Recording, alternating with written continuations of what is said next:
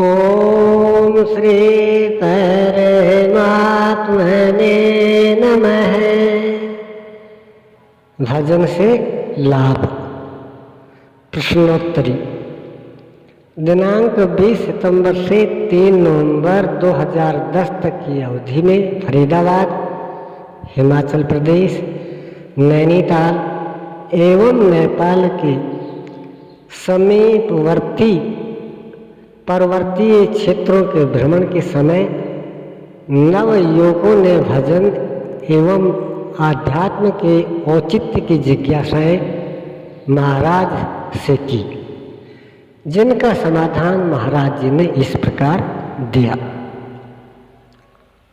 प्रश्न 1। नवयुवकों में प्रचलित है कि भजन या मंत्र जप एक अंधविश्वास है जो कि वृद्ध पुरुषों द्वारा श्रद्धा से भगवान के प्रति किया जाता है। क्या यह सत्य है?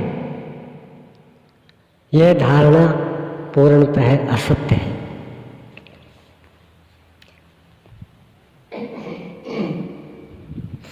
यह कोई नई बात नहीं है।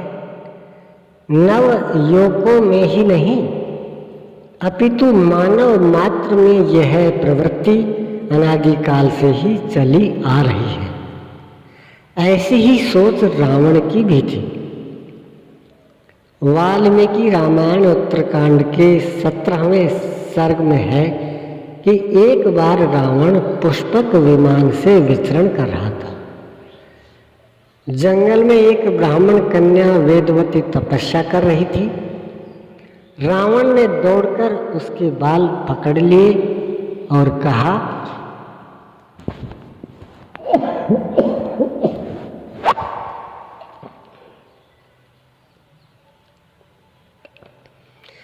ऐसा रूप, सौंदर्य और यौवन, चलो मैं तुम्हें लंका की महारानी बनाऊंगा।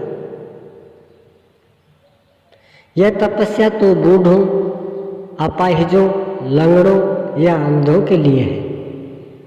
भजन से क्या होता है? स्वर्ग मिलेगा। स्वर्गीय के देवता तो हमारे यहाँ विधिवत सेवा करते हैं। चलो लंका चलो।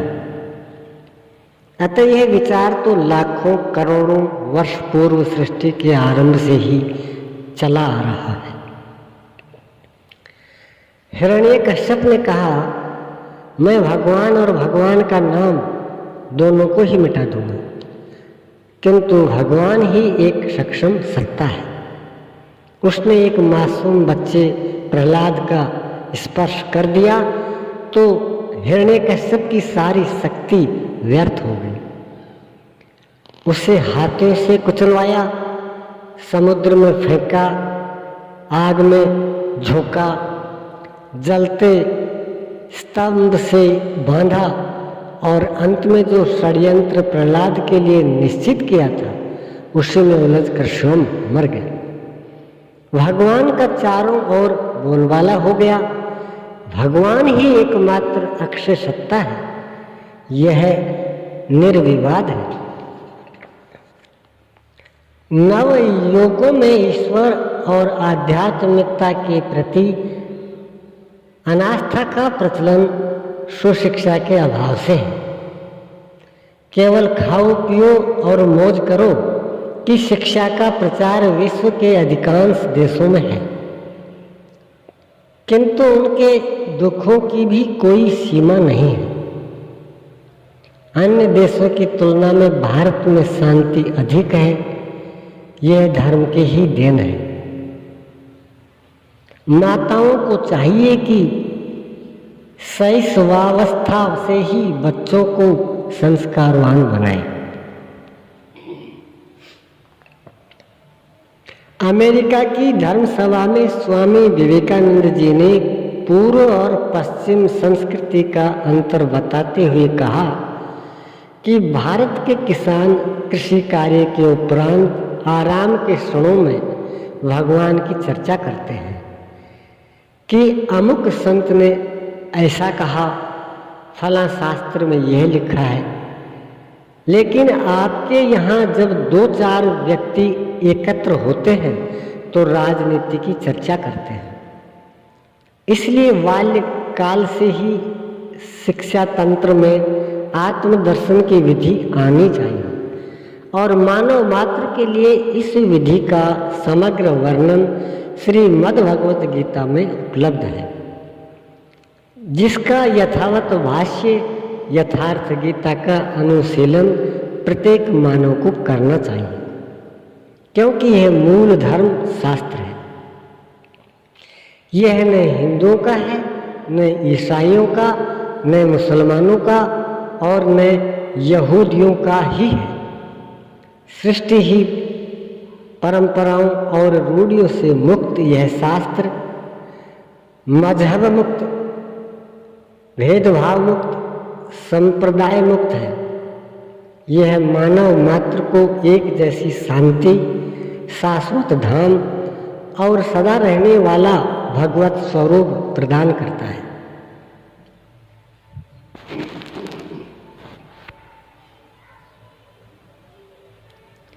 और सबको आत्म स्वरूप का दिग्दर्शन कराता है।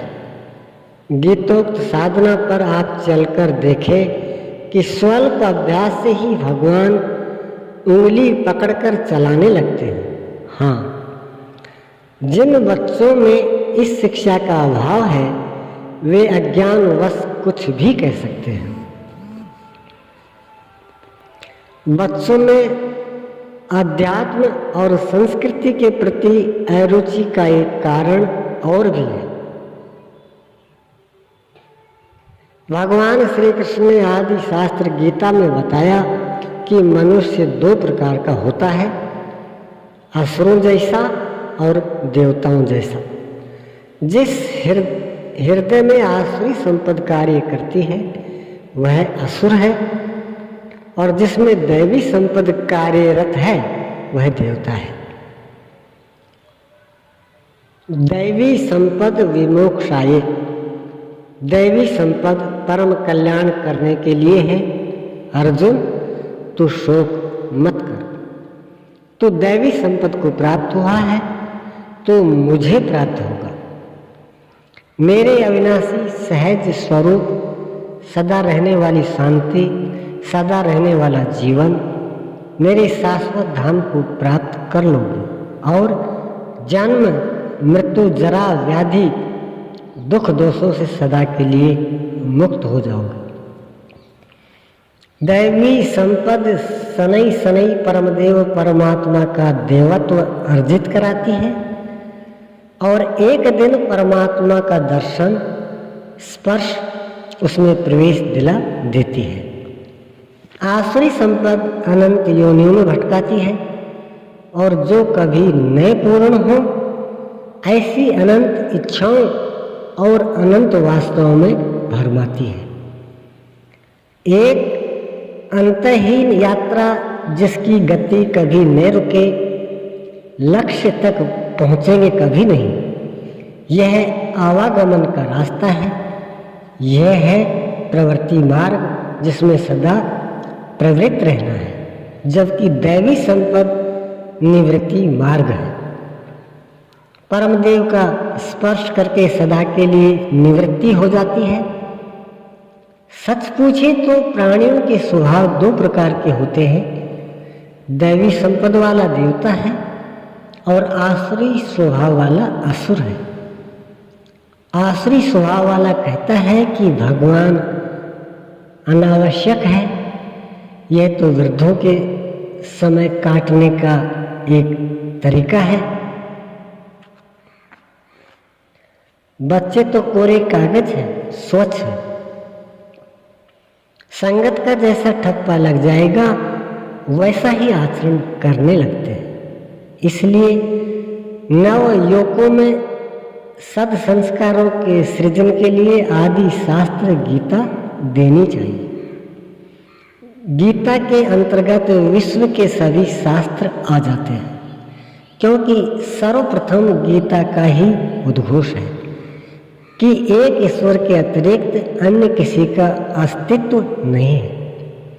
आत्मा ही परम सत्य है।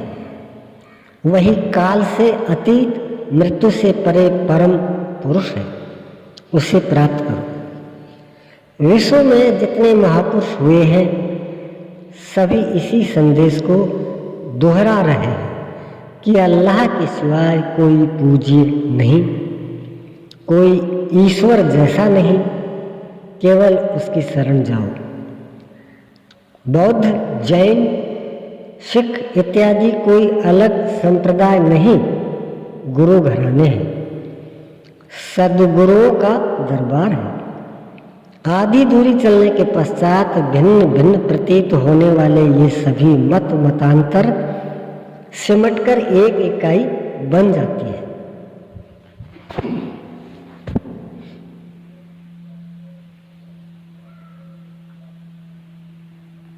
वह इकाई करने वाली साधना पद्धति केवल गीता है। इसलिए बच्चों को संस्कारवान बनाने के लिए उन्हें सही शिक्षा, सही दिशा देना आवश्यक है। ओम श्री सद्गुरुदेव भगवान की जय।